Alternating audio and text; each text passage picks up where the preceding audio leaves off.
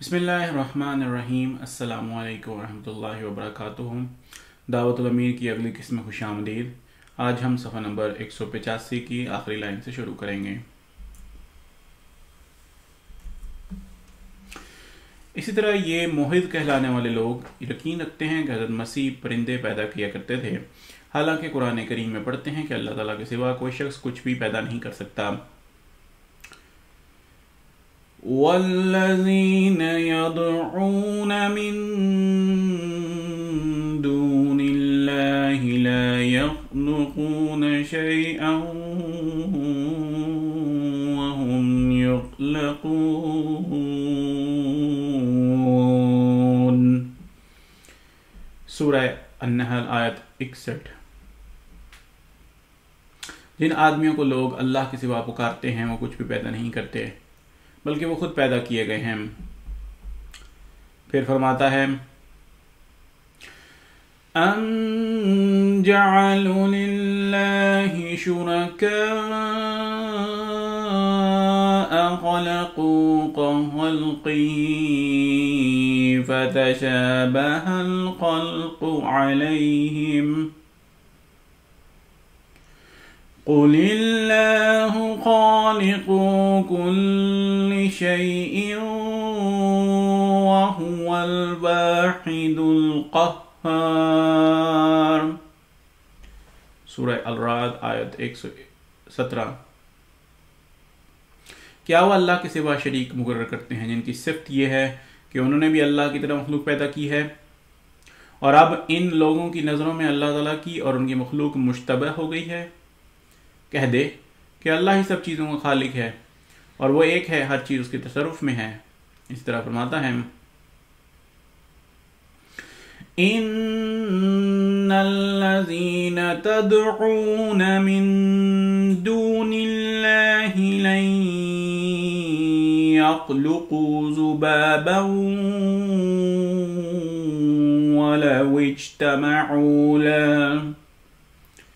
सूरह अल-हज आयत 74।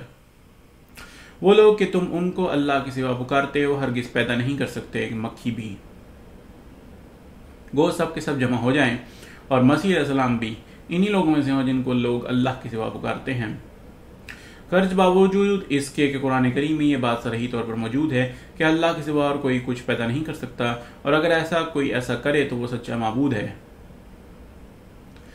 अख़्लुक़ु लकुम मिनत-तीनि कहैअत-तैर।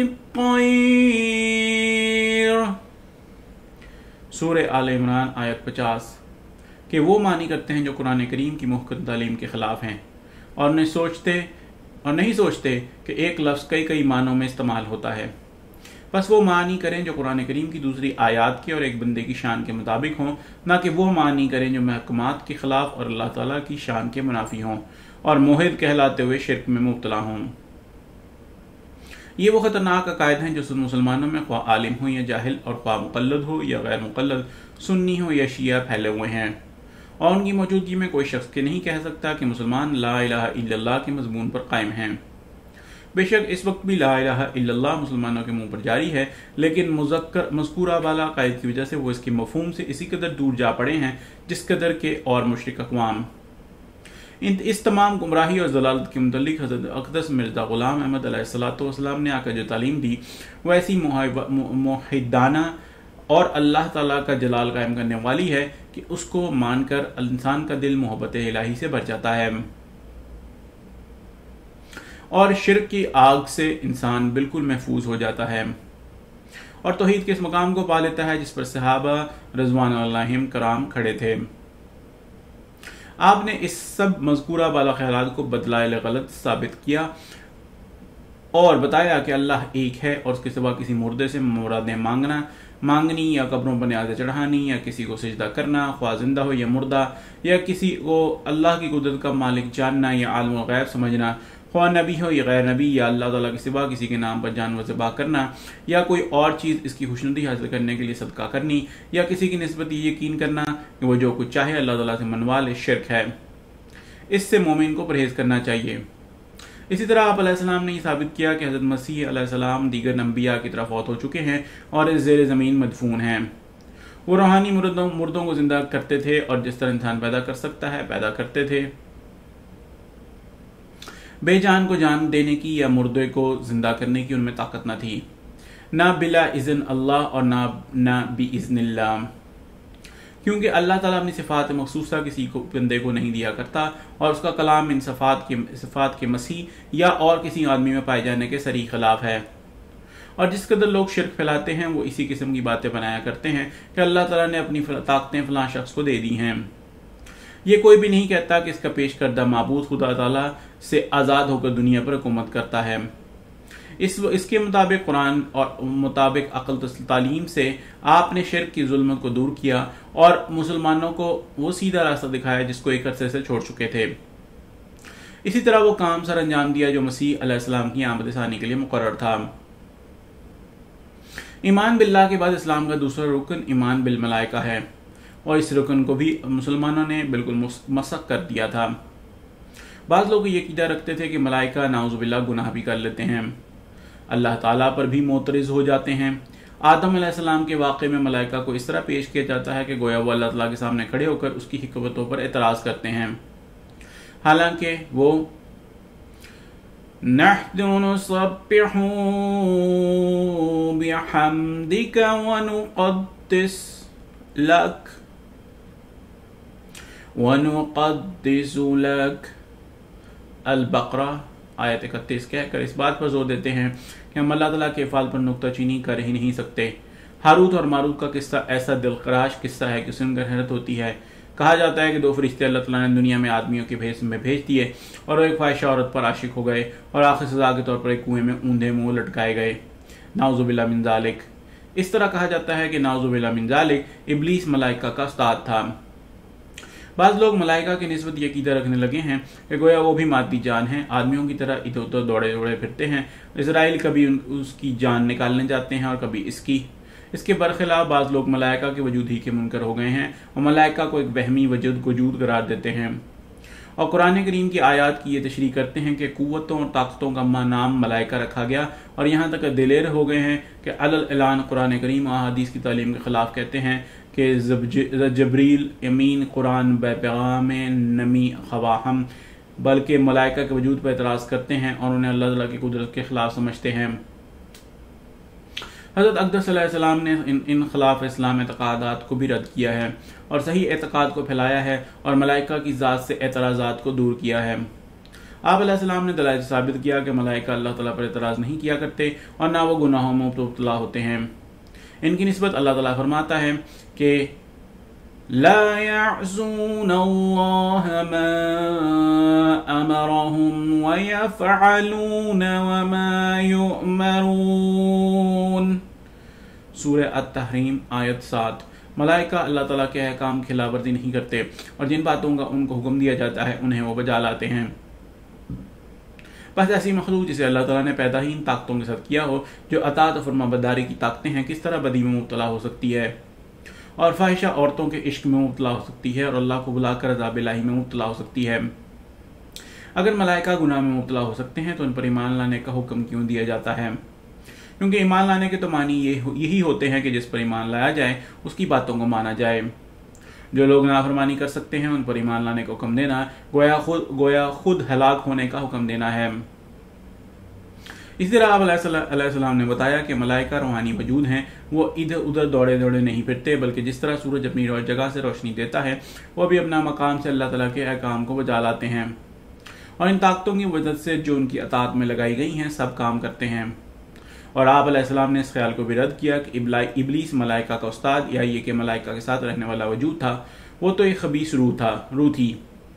अल्लाह ताला फरमाता है वकान मिनल काफिरीन, सूरह अल-बक़रा 35। उसका दिल पहले ही अल्लाह ताला का मुनकर था। आप अलैहिस्सलाम ने इस ख्याल की गलती को भी दूर किया कि मलाइका वहमी वजूद हैं या ताकतों को कहते हैं।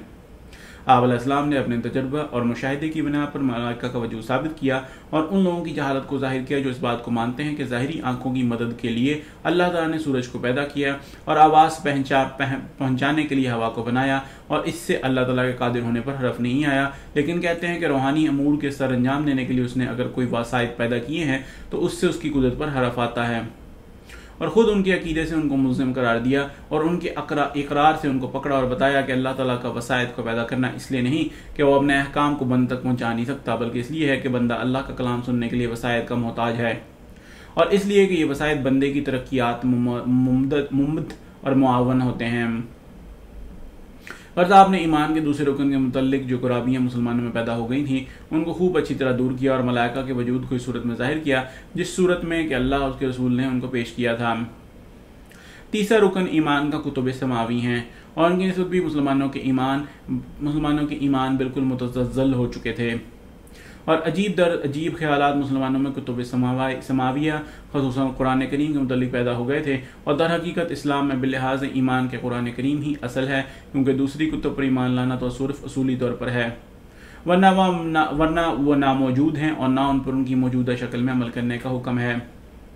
कुरान के करीम के मुतालिक मुसलमानों के जो अकायद हैं उनको देखकर मुझे सख्त हैरत होती है, लेकिन मैं जानता हूँ कि यह हैरत मुझे सिर्फ इस सबब से है कि मैंने मसीह मऊद पर ईमान लाकर इससे असल हकीकत को मालूम कर लिया है, वरना मैं भी दूसरे लोगों की तरह कुरान करीम के मुतालिक ना किसी गलती का मुर्तकिब होता।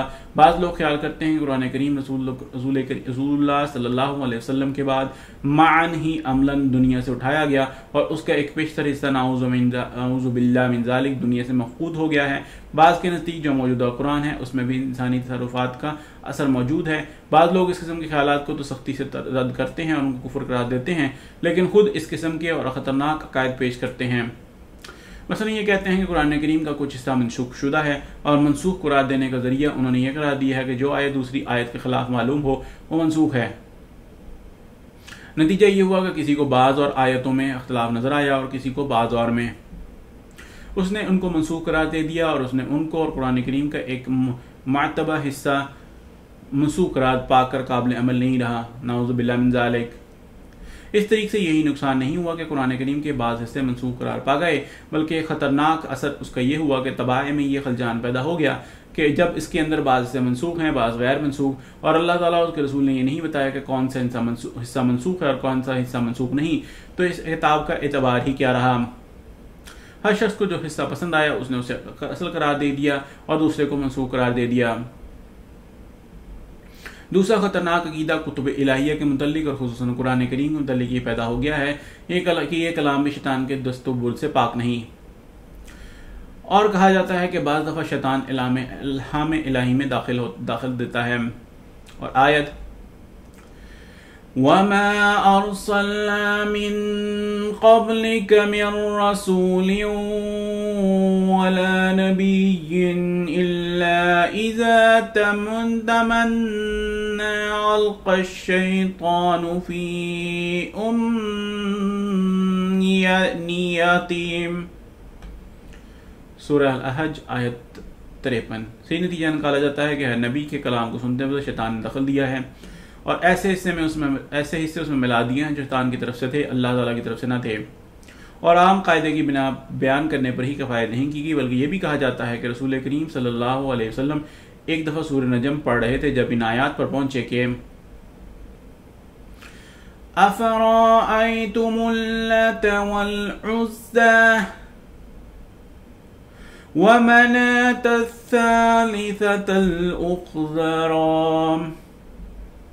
सूरह नजम 20-21।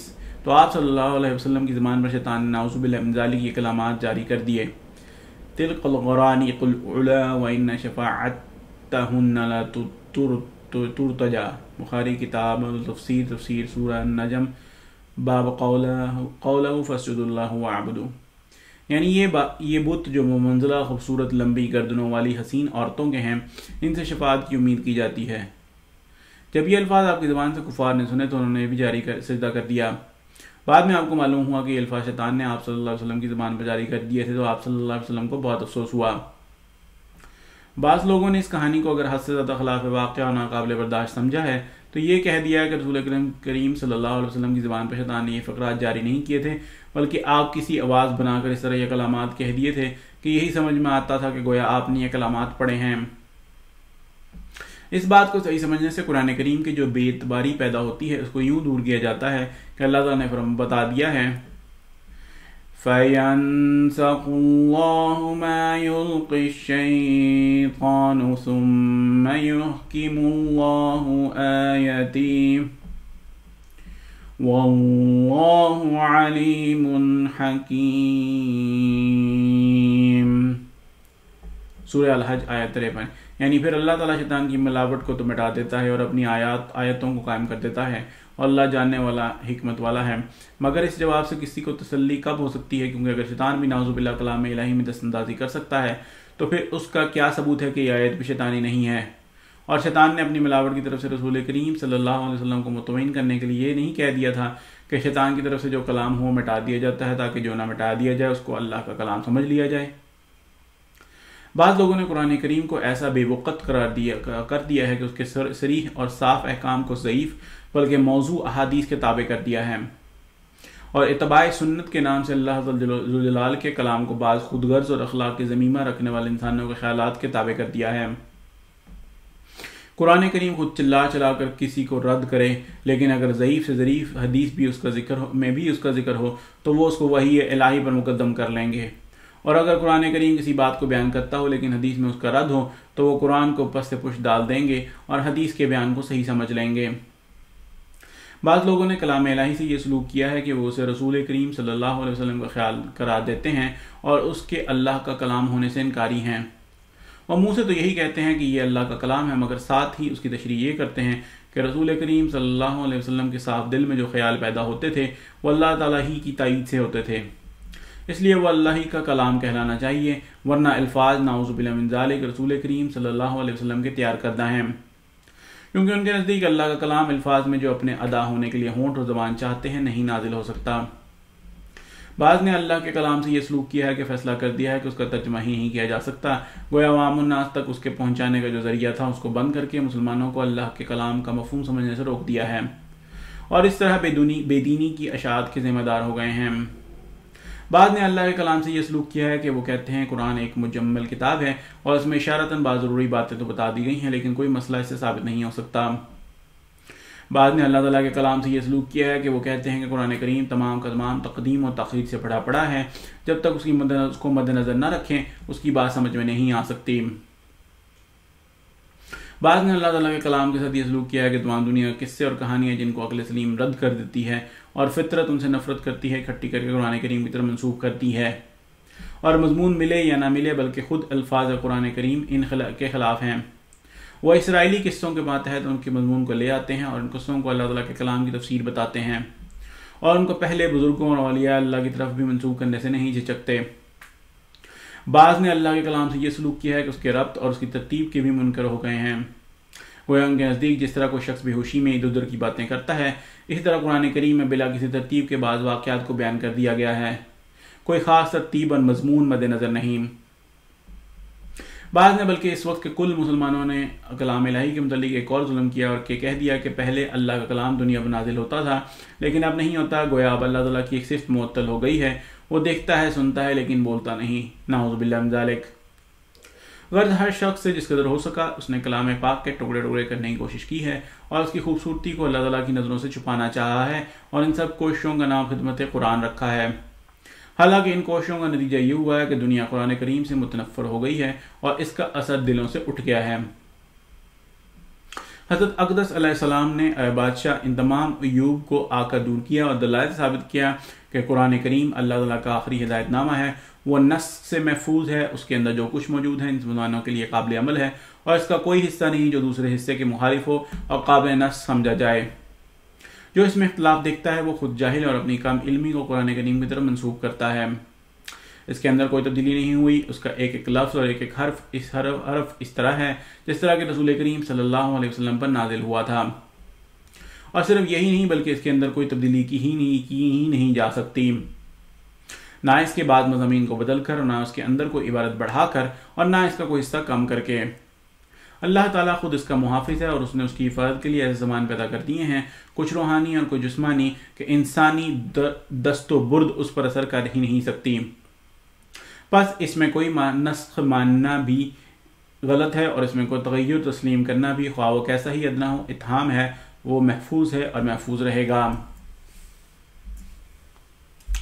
नाज़रीन, ये किस्त यहीं पर ख़त्म होती है। इंशाअल्लाह अगली किस्त लेकर फिर आपकी खिदमत में हाजिर होंगे। तब तक के लिए इजाज़त। अस्सलामु अलैकुम व रहमतुल्लाहि व बरकातुहू।